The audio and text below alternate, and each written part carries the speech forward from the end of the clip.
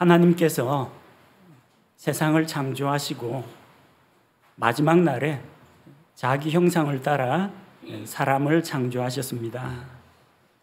하나님께서는 사람들에게 복을 주시고 또 그들에게 명령을 주셨습니다. 창세기 1장 28절에는 하나님께서 주신 복과 명령이 기록되어 있습니다.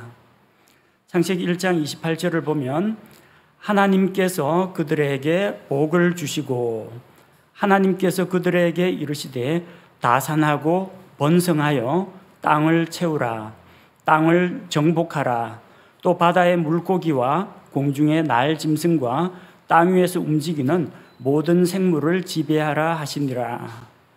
하나님께서 사람들에게 다산하고 번성하여 땅을 채우라고 하셨습니다. 하나님께서 이 말씀을 하신 것은 사람들이 죄를 짓기 이전이었습니다. 그러니까 하나님의 뜻은 무엇이냐면은 하나님의 형상을 닮은 사람들이 온 세상에 가득하게 되는 것을 원하셨던 것입니다. 그리고 그 온 세상에 있는 많은 사람들이 하나님께 영광을 돌리기를 원하셨던 것입니다. 하지만 아담이 죄를 지은 이후로 이 세상에 죄가 들어와서 사람들은 죄인이 되었고 또 아담의 타락한 본성을 물려받아서 죄를 짓다가 죄 가운데 살다가 죽은 이후에는 영원한 지옥의 형벌을 받게 되었습니다. 오늘날도 다산하고 번성하는 일은 전 세계 곳곳에서 이루어지고 있습니다. 세계 인구가 80억이 넘어섰다고 합니다. 그런데 그 가운데에는 오히려 하나님을 믿는 사람보다도 하나님을 안 믿는 사람들이 더 많은 것이 오늘날 현실입니다. 이 세상에 태어난 사람들은 1차적으로 죄 가운데 태어납니다. 그리고 그 죄로 인해서 심판과 멸망을 받게 됩니다. 그 가운데에서 예수님을 믿고 자기 죄 문제를 해결하고 구원받은 사람들의 숫자는 너무나 적다는 것입니다. 하나님께서 원하시는 대로 하나님의 형상을 닮은 사람들이 계속해서 증식되어 나가는 것이 아니라 죄인들이 점점 다산하고 번성하여 온 세상에 뒤덮이고 있습니다. 그렇다면 이미 예수님을 믿고 있는 그리스도인의 가정은 다르겠느냐? 별 다를 바가 없습니다. 하나님을 믿는 남자와 하나님을 믿는 여자가 만나서 그리스도인의 가정을 이루었습니다. 그럼 여기에서는 믿는 부모 사이에서 믿음을 가진 아이가 태어나느냐?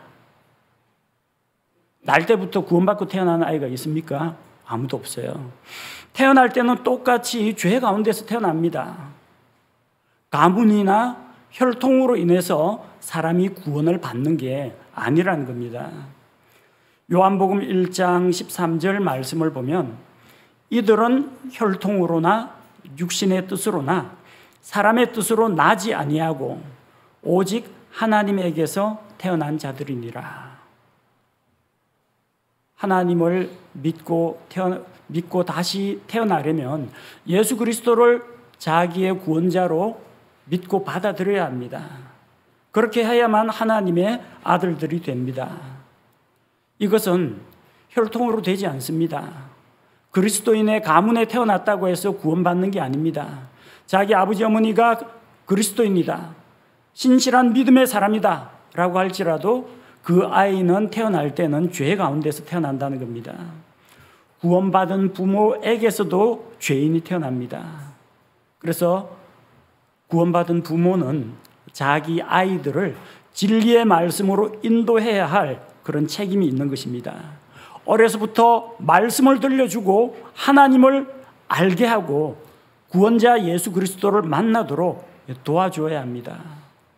이 소중한 구원을, 이 믿음을 우리 당대에서만 누릴 것이 아니라 우리의 자녀들에게, 우리의 후속 세대에게까지 물려주는 것이 필요하다는 겁니다. 그래서 오늘은 하나님께서 우리에게 주신 성경 말씀을 통해서 우리가 다음 세대를 위해서 어떻게 할 것인가, 무엇을 할 것인가, 어떻게 하면 우리 믿음을 다음 세대까지 전달할 수 있을까 함께 생각해 보고자 합니다. 이스라엘의 역사 가운데에서 영적인 암흑기가 있었습니다. 그것은 사사기에 기록되어 있는 사사들의 시대였습니다. 여호수아와 이스라엘 백성이 가나안 땅에 들어가서 그 땅의 백성을 몰아내고 그 땅을 차지했습니다. 그리고 그들은 성막을 세우고 하나님께 예배드리는 생활을 했습니다. 하지만 시간이 흐름에 따라서 점점 사람들은 죄에 빠지고 우상숭배를 하게 되고 이방 민족들의 풍습을 쫓아가게 되고 결국 하나님께 등을 돌렸습니다. 하나님께서는 그들을 징계하셨고 그들은 고통 속에서 부르짖었습니다. 하나님께서 구원자를 보내서 그들을 구해주시면 하나님께로 돌아왔다가 하나님께서 주시는 구원과 평화를 맛본 다음에는 거기에 안주해버리고 사사들이 죽고 나면은 믿음의 세대들이 죽고 나면은 그 다음 세대들은 이전보다 더욱더 패역한 세대가 되었습니다. 왜 이런 일이 일어났을까요? 그들의 믿음이 다음 세대까지 전달되지 않았기 때문입니다. 처음에 이집트에서 나올 때 첫 세대가 있었습니다. 어린 양의 피로 구속받아서 나왔습니다. 하나님을 믿는 믿음으로 이집트에서 탈출했습니다. 믿음으로 홍해를 건넜습니다. 믿음으로 광야 생활을 했습니다. 하지만 하나님께서 그들에게 약속하신 가나안 땅을 들어가서 차지하라고 했는데 그들은 정탐꾼들을 보내가지고 그들의 보고를 들었습니다. 여호수아와 갈렙은 두 사람은 믿음의 보고를 하고 하나님께서 함께 하시니 우리가 반드시 이긴다 이런 보고를 했는데 10명의 사람은 부정적인 보고를 했습니다. 거기는 거인들이 살고 성벽은 높고 우리는 정말 메뚜기 같고 우리는 다 죽을 것이다. 우리의 아내들과 아이들은 포로가 될 것이다. 부정적인 보고를 했습니다. 똑같은 것을 봤는데 두 사람은 믿음으로 반응하고 10사람은 불신앙으로 반응을 했습니다. 그 결과 이집트에서 나온 첫 세대가 다 죽었습니다. 광야에서 다 소멸되었습니다. 여호수아와 갈렙을 제외하면. 그래서 그 이집트에서 나온 그 다음 세대가 여호수아 갈렙과 함께 가나안 땅에 들어갔습니다. 같이 믿음으로 들어갔습니다. 여호수아가 살아있을 때는 별 문제가 없었습니다. 우리가 읽은 7절 말씀해 보니까 백성이 여호수아가 사는 모든 날 동안에 영적 지도자가 있고 여호수아를 통해서 이 하나님에 대한 믿음을 배우고 이럴 때는 문제가 없었어요. 여호수아보다 더 오래 산 장로들, 백성의 장로들, 곧 주께서 이스라엘을 위하여 행하신 그분의 모든 큰 일을 본 자들이 사는 모든 날 동안 주를 섬겼더라. 자, 믿음을 가진 그 할아버지, 믿음을 가진 아버지 그 세대가 살아있을 동안에는 그들도 주님을 섬겼습니다. 하나님을 섬겼습니다. 바꿔 이야기하자면 그 믿음을 가진 장로들, 아버지들, 믿음의 아버지들 이 사람들이 죽은 다음에는 패역한 세대가 되었다는 이야기입니다. 믿음으로 살았던 그 세대가 죽은 이후에 다음 세대가 일어났습니다. 10절을 말씀해 보니까 그 온 세대도 자기 조상들에게로 거두어지고 그들 뒤에 다른 세대가 일어났으니 이들은 주를 알지 못하였으며 또한 그분께서 이스라엘을 위하여 행하신 일들도 알지 못하였다고 합니다. 그들 다음에 일어난 세대, 그들에게 믿음이 신앙의 유산으로 전달되지 못했다는 겁니다. 하나님께서 이집트에서 행하신 큰 기적들 전달되지 못했습니다. 하나님께서 홍해 바다를 가르신 일, 그 다음 세대는 모릅니다. 광야 생활 중 하나님께서 만나와 메추라기를 먹이시고 대적들의 손에서 그들을 건지신 것, 그 경험한 세대들은 다 죽었고 그 다음 세대에는 그게 전달되지 못했습니다. 하나님께서 요르단 강물을 멈추게 하시고 맨 땅으로 요르단 강을 건너게 하신 거, 여리고성을 무너뜨리신 거, 해와 달을 멈추게 하신 거, 가나안 전쟁을 승리로 이끌게 하신 거, 그 다음 세대에게 전달되지 않았습니다. 하나님을 알지 못했습니다. 하나님께서 행하신 일도 알지 못했습니다. 사사시대에는 계속해서 죄짓고 하나님께 매맞고 또 하나님께 울부짖고 하나님께서 구원자를 보내주시고 그래서 다시 백성이 평화를 누리고 그러면 또다시 죄짓고 매맞고 이게 반복되었습니다. 왜 이런 죄의 순환고리가 끊어지지 않았느냐?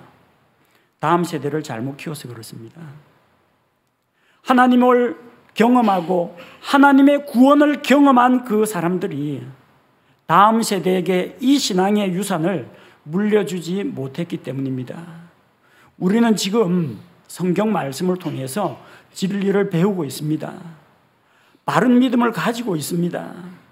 그런데 만약 우리가 우리 자녀들에게 우리의 믿음 이것을 물려주지 못한다면 그들은 지금 온 세상에 가득해 있는 죄악의 물결 속에서 함몰되어 버릴 겁니다.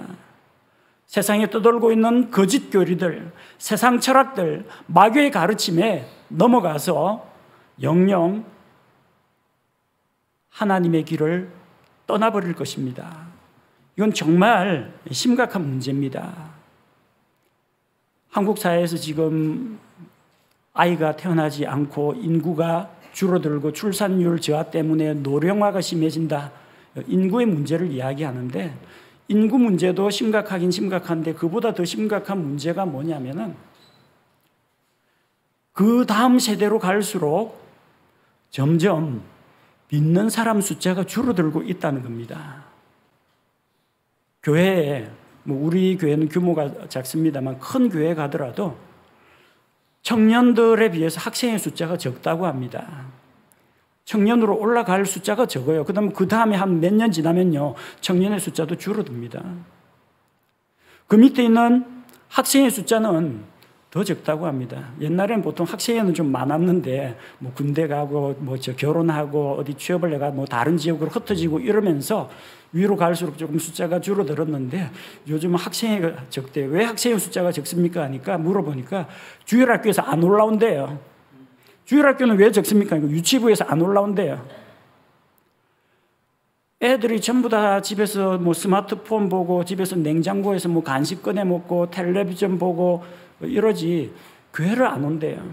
부모들도 그걸 또 심각하게 여기지를 않고 애들에게 신앙을 강요해서는 안 된다. 그런 생각해가지고 때가 되면 알아서 하겠지. 그런 식으로 내어버려두는 그런 일들이 많다는 겁니다. 단순한 인구 감소가 문제가 아니라 인구가 줄어드는 것과 함께 그 가운데에서 다음 세대로 갈수록 점점 믿는 사람들이 줄어든다는 겁니다. 예수님께서 뭐라고 말씀하셨습니까? 사람의 아들이 마지막 때에 다시 올 때 이 땅에서 믿음을 보겠느냐? 믿음을 가진 사람은 날이 갈수록 점점 줄어든다는 겁니다. 왜 그렇습니까? 이게 우리의 믿음이 횡으로 지금 동일한 시대를 살고 있는 사람들에게 전파되는 것도 어려운데 그 아래쪽에 있는 후속 세대에게도 잘 전달이 안 된다는 겁니다. 우리 이거 좀 심각하게 생각하고 하나님께 기도해야 할 때라고 생각합니다. 믿음은 하나님의 말씀을 통해서 옵니다. 말씀에는 생명이 있습니다. 생명은 특징이 증식합니다. 번식합니다. 다음 시에 생명은 생명을 낳습니다. 무생물은 출산을 못하지만 살아있는 것들은 둘로 쪼개지건 아이를 낳건 알을 낳건 어떤 방법으로든 증식을 하게 된다는 겁니다. 이전에 아브라함이 가졌던 믿음, 그 믿음은 이삭과 야곱에게 전달이 되었습니다. 히브리서 11장 9절 말씀을 보니까 히브리서 11장 9절에는 믿음으로 그는 낯선 나라에 머무는 것 같이 약속의 땅에 머물렀고 자기와 함께 동일한 약속의 상속자가 된 이삭과 야곱과 함께 장막들에 거하였으니 동일한 약속을 물려받은 이삭과 야곱, 아브라함에게 주신 하나님의 그 약속이 아들 이삭에게, 또 그 손자 야곱에게, 야곱의 12 아들들에게, 이스라엘 민족에게 이렇게 전달이 되었다는 겁니다. 엘리야는 열심히 주님을 위해서 헌신하고 일을 했습니다. 사방으로부터 정치적인 압력과 저 우상 숭배자들로부터 많은 핍박을 받았습니다. 그런데 엘리야는 자기 뒤를 이어서 하나님의 일을 할 제자 한 사람을 두었습니다. 엘리사를 두었습니다. 엘리야는 하늘로 들려 올라갔지만 땅에 남아있는 엘리사가 남아서 끝까지 엘리야가 하던 그 사역을 계속했습니다. 그래서 하나님의 능력을 힘입어 기적을 일으키고 이스라엘 민족을 구출하고 또 사람들에게 하나님의 말씀을 선포하고 이러면서 주님의 일이 끊어지지 않았던 것입니다. 신약 성경에 보면 디모데는 믿음의 가정에서 자랐습니다. 디모데의 할머니가 있어요. 로이스가 있고요. 또 자기 어머니 유니게가 있습니다. 할머니 로이스, 어머니 유니게 속에 있던 그 믿음이 디모데에게도 있었다고 했습니다. 디모데 후서 1장 5절 말씀을 보겠습니다. 디모데 후서 1장 5절.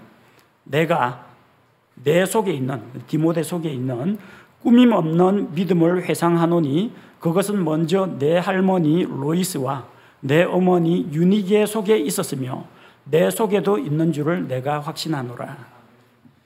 믿음이 모계를 통해 가지고 유전된다 그런 의미는 아닙니다.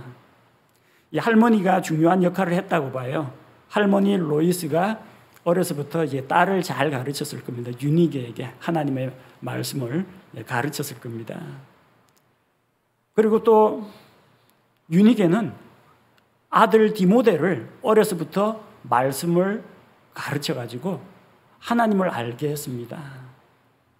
아들을 믿게 만들 수는 없지만, 아들에게 믿음을 강제로 주입시킬 수는 없지만 말씀을 주어서 그 말씀으로 인해서, 그 말씀을 통해서 디모데가 하나님을 알고 구원에 이르도록 도와주는 일을 했던 것입니다.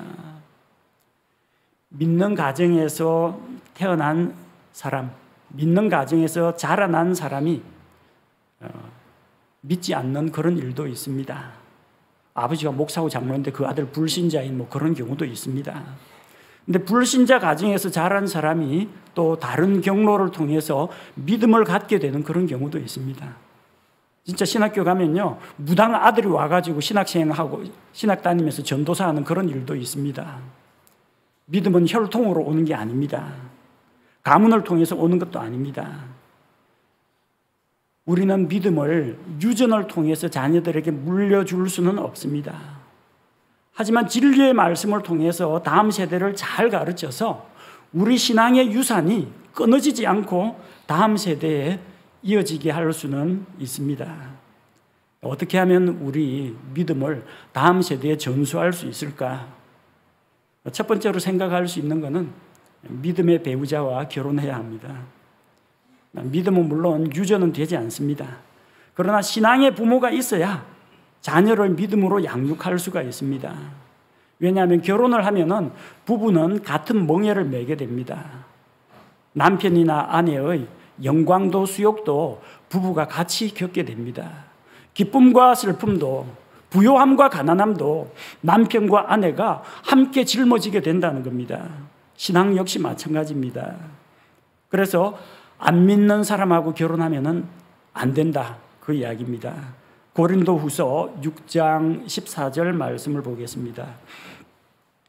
고린도 후서 6장 14절. 너희는 믿지 않는 자들과 더불어 공평하지 않게 멍에를 같이 매지 말라. 의가 불의와 무슨 사귐을 갖겠느냐? 빛이 어둠과 무슨 친교를 나누겠느냐? 믿는 자와 믿지 않는 자가 결혼을 하게 되면 처음에는 감정적으로 이끌리고 또 호감이 있어가지고 결혼 생활을 잘 하는 것 같지만 결국 서로 인생의 목표와 방향, 가치관이 달라서 같은 방향으로 나아갈 수가 없습니다. 멍에라고 했잖아요. 이 소 2마리 위에다가 멍에를 딱 얹으면 죽으나 사나 같은 방향으로 가야 합니다.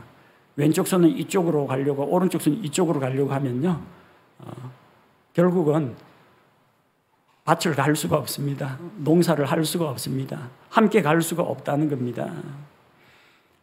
같은 믿음을 가진 남편과 아내여야 가정도 같은 믿음으로 이끌어 갈 수가 있고 같은 목표를 바라보고 같은 길을 걸을 수가 있는 겁니다. 자녀 교육에도 마찬가지예요.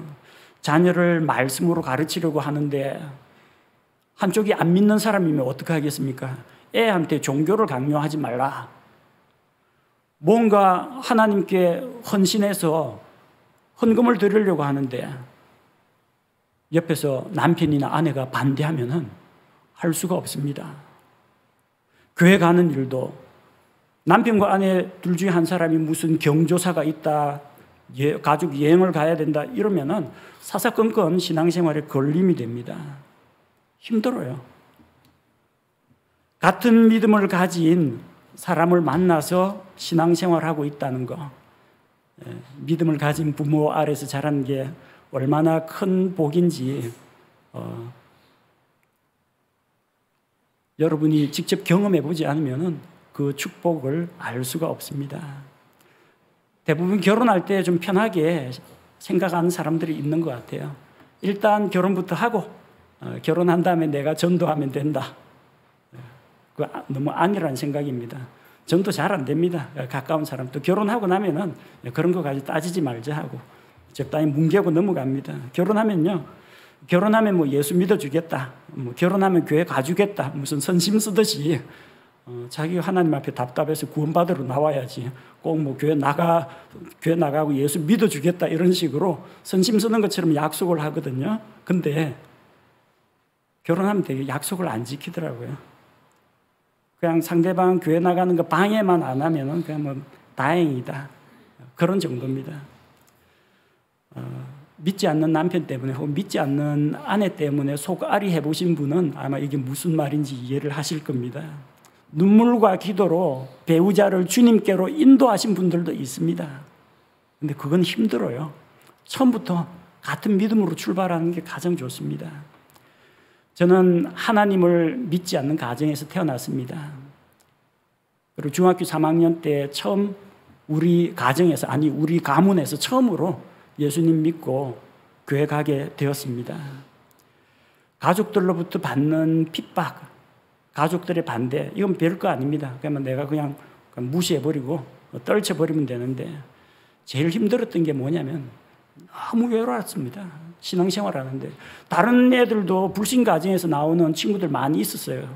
근데 자기 형이 같이 교회 다니거나 자기 누나가 자기 언니가 같이 있어가지고 힘든 일 있으면 가정에서 서로 보호해주고 방어를 해줍니다. 정말 지치고 힘들었을 때 옆에 있는 형제나 자매, 그 남매가 서로가 서로에게 위안이 되는데 저는 아무도 없었어요. 가족도 친척도. 혼자서 신앙생활을 하니까 너무나 힘들고 괴로웠습니다. 그래서 그때 들었던 생각이 내 자식들한테는 이런 외로움이나 힘든 걸 물려줘서는 안 되겠다. 나는 반드시 믿는 사람하고 결혼해야 되겠다. 굳은 결심을 했는데 그 해에 우리 교회 전도사님이 학생들 불러놓고 자기가 어떻게 그 전도사님 아내 만났는지 막 자랑을 하면서 기도의 응답이다. 너희도 기도해라. 배우자를 위해서 기도하라고 했어요. 그때 우리는 남반, 여반이 서로 떨어져 앉았는데 전부 다 얼굴 빨개져가지고 고개 숙이고 무슨 중학생이, 고등학생이 무슨 결혼 이야기 하느냐고 킥킥거리면서 다 웃었어요. 근데 저는 그게 귀에 들어왔어요. 맞아. 배우자를 위해서 기도해야 돼. 그때부터 배우자를 위해서 기도했습니다. 처음에는 기도할 때 믿음 좋은 아내를 주십시오. 처음에는 그냥 믿는 사람을 가지고 기도했어요. 나중에 생각해 보니까 그럼 예수 믿으면 아무 여자나 다 된다는 거야? 그건 아니지. 믿음이 좋은 신실한 덧붙였어요. 믿음 좋고 신실하면 되는 거야? 믿음 좋고 성질 더러운 사람 만나면 그보다 무서운 게 없는데 진짜 그래요. 차라리 불신자가 낫지. 믿음에 투철하고 자기 신념이 아주 강하고 성격이 좀 지랄 맞은 사람 만나면 이건 진짜 아무도 감당 못합니다. 감당 안 돼요. 그래 맞아. 성격 추가. 성격에 대해서. 그 다음 나하고 이야기하려면은 대화가 통하려면 성경 좀 읽어야 될 거 아니야. 내가 지금 성경 읽는 것만큼 반 정도는 읽어야 될 거 아니야. 성경 읽기는 어느 정도. 기도는 또 어느 정도. 점점 기도 노트가 늘어나기 시작했습니다. 나중에 채우고 보니까 4페이지가 넘어가더라고요. 4페이지가 넘어가는데 기도하다가 이런 생각이 들었어요. 김무수 참 욕심도 많다. 이렇게 좋은 사람이 니한테 오겠나? 그러면서 앞불사 생각이 들더라고요. 이런 사람을 구하지 말고 이런 사람을 위해서 나는 어떤 사람이 돼야 되겠느냐? 개인 관리하고 내 생활 관리하고 내 절제하고 내 실력을 쌓고 가정을 부양할 수 있는 능력 이런 것들을 함양하고 나 자신을 이 사람을 위해서 나 자신을 개발해야 되겠다. 그 생각이 들더라고요. 그 옆에 나란히 이제 제가 또 어떤 사람이 되어야 할지를 또 같이 기도했습니다. 근데 그 4페이지짜리 기도 제목은 지금 보여달라면 보여줄 수 있어요. 우리 집에 아직 남아있으니까. 그런데 군 생활하다가 강도사님 한 분을 만나가지고 강도사님 가정하고 교제를 했는데 그 사모님이 그러더라고요. 문수 형제 어떤 타입 좋아해요? 기도 제목 그 기도 노트 꺼내가지고 쫙 보여주니까 강도사님 한숨을 푹 쉬더라고요. 문수 형제 여전도사 구해요? 이 여전도사 구하는 거지 이게 어디 무슨 아내 구하는 거냐고 그래 이야기를 하더라고요. 그 강도사님 아내분이 또 통찰력이 있어가지고 내가 형제를 관찰해 보니까 문수 형제는 똑똑하니까 뭐 잘 모르면 형제가 성경 공부해서 가르치고 이끌어 주면 되고 돈은 형제가 알아서 벌면 되고 다른 거 다 필요 없고 성격 좋은 자매를 만나도록 기도하세요. 그때부터 4페이지짜리 기도 제목은 좀 이제 젖혀놓고 하나님 아버지 제가 성격이 좀 모납니다. 잘 웃지도 않고 차갑고 냉랭하고 조금 인간관계도 좋지 못하고 저를 보필을 해줄 수 있는 성격 좋은 자매를 주십시오. 기도 응답 받았습니다.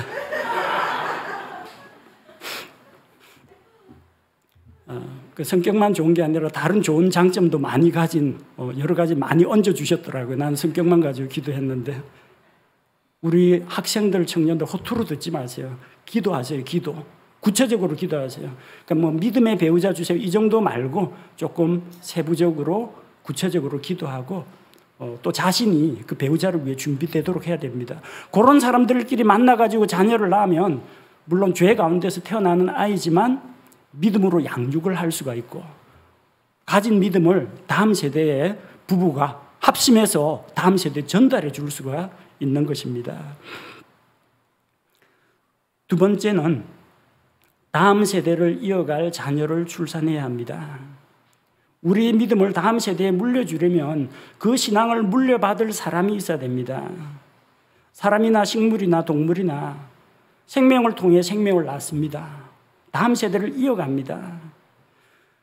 오늘날 저출산 문제에 대해서 여러 가지 이유가 많습니다. 이 살기 힘든 세상에 아이를 태어나게 하는 것이 정말 미안하다 그래가지고 애를 안 낳는 분도 있고요. 또 결혼을 아예 안 하는 분들도 있고 결혼 상대가 없는 게 아니라 그냥 아예 비혼을 선언하고 결혼을 안 하는 분도 있고 또 동성애라든지 뭐 동거 뭐 이런 것들이 동성 결혼이라든지 뭐 이런 것들이 널리 퍼지다 보니까 결혼을 정식으로 결혼을 안 하고 결혼해도 동성 결혼에서는 뭐 다음 세대가 나오지 않습니다. 이런 문제 때문에 혹은 그냥 인생을 좀 즐기면서 살자. 둘이서 맞벌이해서 수입은 2배로 그러나 애는 낳지 말고 우리끼리 뭐 짧은 세상 사는 거 잘 벌어서 재밌게 살다가 가자 하고 다음 세대를 남기지 않는 그런 사람들도 있습니다. 그러나 하나님께서는 한 남자와 한 여자가 연합해서 가정을 이루는 것을 원하시고 또 자녀를 낳아서 다산하고 번성하여 다음 세대를 이어나가는 것을 원하십니다. 그래서 우리 학생들, 청년들은 뭐 비혼주의, 독신 뭐 이런 거 선언하지 마시고 하나님께 기도하는 가운데 믿음의 배우자를 얻어서 다음 세대를 이어가시기 바랍니다. 그리고 셋째로 생각할 수 있는 것은 다음 세대를 이어갈 영적 세대를 출산해야 한다는 겁니다. 다음 세대라는 것이 반드시 자녀를 출산하라는 그런 이야기는 아닙니다. 왜냐하면 하나님께서 만드신 결혼 제도에 보면은 이러므로 남자가 자기 부모를 떠나 자기 아내와 연합하여 둘이 한 몸이 될지니라. 마침표 땡. 그걸로 끝이에요. 자녀는 없어요. 남편과 아내로서 가정은 완성입니다. 자녀는 하나님께서 얹어주신 그 축복이요 선물입니다. 그래서 자녀가 없는 사람도 다음 세대로 출산이 가능합니다. 영적인 다음 세대를 말하는 겁니다. 영적 세대가 반드시 부모, 자녀, 뭐 할아버지, 아버지, 아들, 손주 뭐 이런 식으로 이어지지는 않는다는 겁니다. 모세는 하나님의 약속과 하나님께서 맡기신 그 사역을 자기 아들에게 물려주지 않았습니다. 누구에게요? 요수아, 자기의 종 요수아에게 물려줬습니다. 엘리야는 자기 아들을 아들 대언자 만들지 않았습니다. 엘리야는 자기의 믿음과 사역을 엘리사에게 물려주었습니다. 예수님은 아예 결혼 안 했습니다. 예수님은 자녀도 없어요. 근데 예수님은 제자들을 가르치고 훈련시켜서 그들에게 복음 전도의 사명을 맡겨주셨습니다. 이게 영적 세대입니다.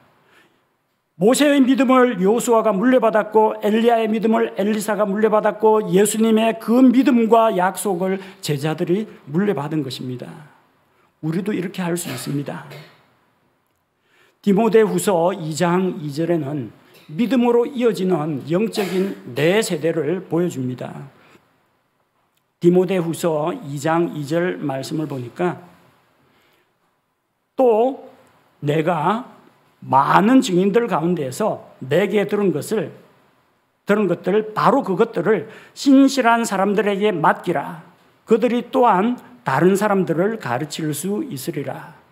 첫 번째는 바울입니다. 내게 들은 것을 내가 누구예요? 바울의 제자 디모데는 누구에게? 그것들을 신실한 사람들에게. 그 신실한 사람들은 누구에게? 그들은 또한 다른 사람들. 바울, 디모데, 신실한 사람, 또 다른 사람들. 영적인 네 세대를 통해서 이 믿음의 유산이, 신앙이 다음 세대로 이어지는 것을 볼 수가 있습니다.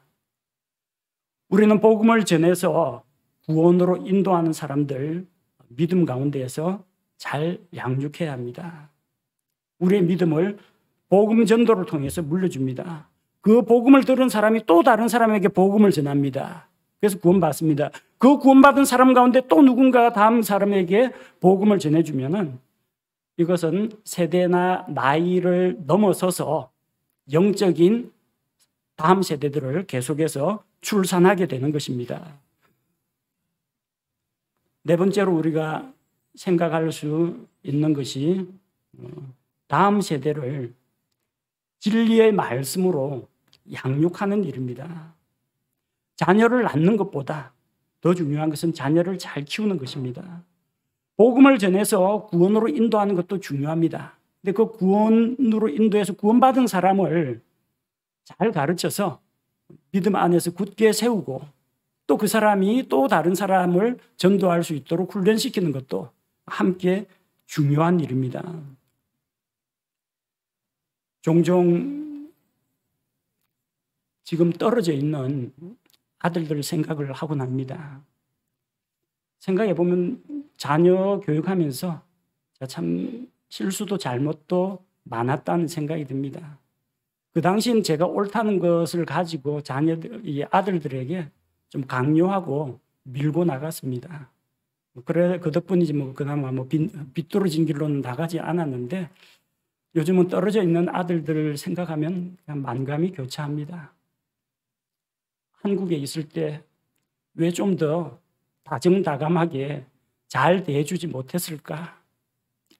어릴 때 왜 그렇게 모질게 했을까? 좀 아빠가 엄하면 엄마가 좀 유순하고 엄마가 엄하면은 아빠가 좀 유순하게 해야 되는데 우리는 둘 다 엄해가지고 애들이 엄마한테 야단 듣고 아빠한테 매 맞고 이중으로 처벌을 받고 그러면서 많이 억압되었을 거라는 그런 생각이 들어요. 그때는 이제 부모의 마음에서 아들들에게 많은 것을 좀 요구하고 강요했습니다. 돌이켜보면은 후회가 되는데 후회라기보다는 좀 더 잘해주지 못한 것에 대해서 미안해하고 후회할 때가 있습니다. 또 그래 이거는 좀 내가 좀 훈련시키고 가르쳐서 보냈어야 하는데 좀 아쉬움이 남는 그런 때도 있습니다. 근데 그동안 뿌렸던 말씀과 기도가 헛되지 않아서 지금은 부모의 통제에서 완전히 벗어났습니다. 이제는 뭐 저 멀리 가 있어가지고 어떻게 다스릴 방법이 없는데 그래도 떨어져 있는 곳에서 자기들이 자기 하나님을 만나서 신앙생활하고 있고 살아가는 것을 보니까 감사하다는 생각이 듭니다. 우리가 키운 게 아니구나. 말씀을 통해서 변화시키셨구나. 우리가 키운 게 아니구나. 우리 기도를 들으시고 하나님께서 이렇게 길러주셨구나. 감사가 됩니다. 우리 자녀들이 또 우리 어린 세대들이 바른 길을 갈 수 있도록 바른 것을 믿고 바르게 성장할 수 있도록 하는 데는 가르치는 자의 책임이 큽니다. 물론 듣고 배우는 자의 책임도 함께 필요합니다. 하나님의 말씀을 잘 먹이는 것, 좋은 본을 보이는 것, 사랑과 은혜로 대해주는 것, 우리 자녀들에게 하나님의 사랑을 우리의 영적 자녀들에게 그들의 삶과 안부를 보살피는 것, 이 모든 것이 다음 세대를 양육하는 진리와 사랑 안에서 다음 세대를 양육하는 길이라고 생각합니다. 부모는 자녀를 양육할 책임이 있고 자녀들은 부모의 훈계와 권면을 받아들여야 할 책임이 있습니다. 우리 자라나는 각 가정에 있는 자녀들에게 관심을 갖고 내가 갖고 있는 신앙과 믿음을 그 자녀들에게 머릿속에 주입을 시킬 수는 없지만 말씀을 나누고 기도하는 걸 통해서 전달할 수 있도록 해야겠습니다. 우리 주일학교 학생에 관심을 가지고 좀 돌봐야겠습니다. 부지런히 우리 자라나는 주일학생들 그리고 학생들 위해서 기도해서 정말 우리 청년들 가운데에서는 학생의 주일학교 교사들이 나오고 우리 형제들 가운데에서는 말씀을 분별 있게 가르치고 나누는 이런 유능한 설교자나 교사가 나왔으면 좋겠습니다. 나중에 우리 다윤이가 이 교회를 좀 책임지고 이끌어 나갈 믿음의 사람으로 자랐으면 좋겠습니다. 저 우리 뒤에 듬직하게 있는 성민이나 상진이나 준결이나 우리 찬영이나 이신이 그리고 중원이 다 굳건한 믿음 가운데서는 형제들이 되고 우리 이삭이 지윤이 이 어린 자매들도 믿음 가운데 좀 굳건하게 서서 아버지의 어머니의 그 소중한 믿음과 신앙의 유산을 물려받아서 하나님 앞에서 정말 바르게 잘 성장했으면 좋겠습니다. 우리는 하나님 은혜로 구원받았습니다. 너무나 감사한 일입니다. 근데 단순히 나 구원받았으니까 이제 됐어. 나는 그냥 천국은 따놓은 당상이야. 우리 믿음을 지키기에 급급해서 그냥 우리 믿음을 지키는 것에 안주하지 말고 좀 한 걸음 더 나아가서 주변을 돌아보고 다음 세대를 돌아보면서 우리 믿음이 우리 자녀들에게 또 새가족들에게 전달될 수 있도록 하나님 앞에 눈물로 기도하고 또 부지런히 말씀을 함께 나누고 교제하면서 이 믿음 우리 세대에서 끝나지 않았으면 좋겠습니다.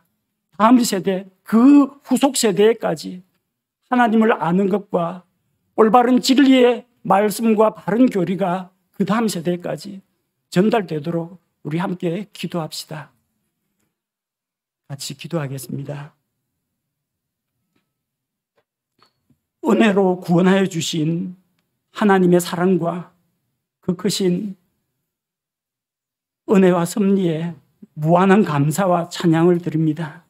우리 자신이 구원받은 것에 안주하지 말게 하시고 이 믿음이 동일한 시대를 살아가는 다른 사람들에게 널리 전파되도록 도와주시고 우리의 사랑하는 아들, 딸들에게 또 이제 막 예수님을 믿게 된 새 가족들에게 훌륭한 믿음, 올바른 교리, 또 바른 진리의 말씀이 계속 끊이지 않고 상속되기를 원합니다. 생명이 생명을 낳는 것처럼 우리가 살아있는 동안에 우리 안에 있는 그리스도의 생명이 또 다른 생명으로 열매를 맺을 수 있도록 하나님 도와주시고 우리 사랑하는 자녀들을 위해 기도하는 것을 멈추지 않게 하시고 자라나는 주일학교 학생의 청년들을 위해 기도하며 또 이들에게 하나님의 말씀과 또 하나님의 사랑을 우리가 전달할 수 있게 주님 우리를 사용하여 주옵소서. 이 믿음이 다음 세대에 이어져서 하나님 앞에서 풍성한 열매를 내도록 이끌어 주옵소서. 예수님의 이름으로 기도합니다. 아멘.